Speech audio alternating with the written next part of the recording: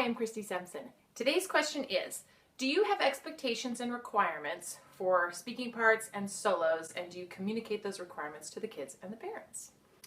Well, it is very important, I think, to make your expectations known right away. Too often we assume that people are on the same page. Like, we assume things like, well, I think that they should be at practices if they have a drama part, right?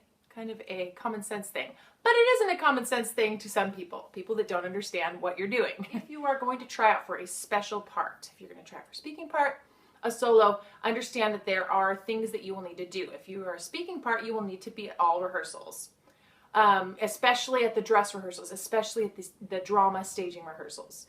Now, that doesn't mean that if they have, a prior commitment that's been planned for a long time that they can't be there.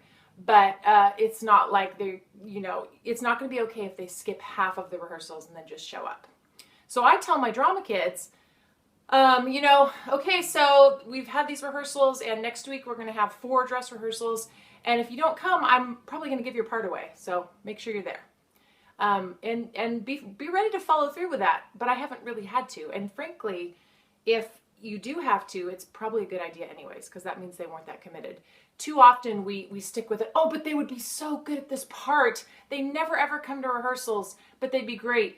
Well, if they don't really want to put in the work, then probably somebody else would be better. You can work with somebody with a willing heart that will be there all the time. And frankly, it's just more fun when somebody wants to be there.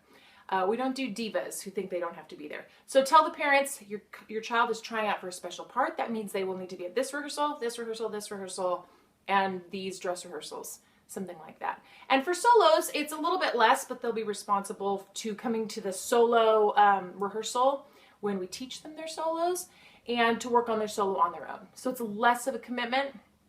Same thing though, if you don't show up to 2 of the dress rehearsals, I'm definitely giving your solo away because I don't think you're coming. It doesn't have to be a mean thing. It's just like, you all understand that I'll have to give your part away. Okay, good. And then they always come. So definitely make your expectations known to the parents and to the kids a lot, and then you'll have way less problems.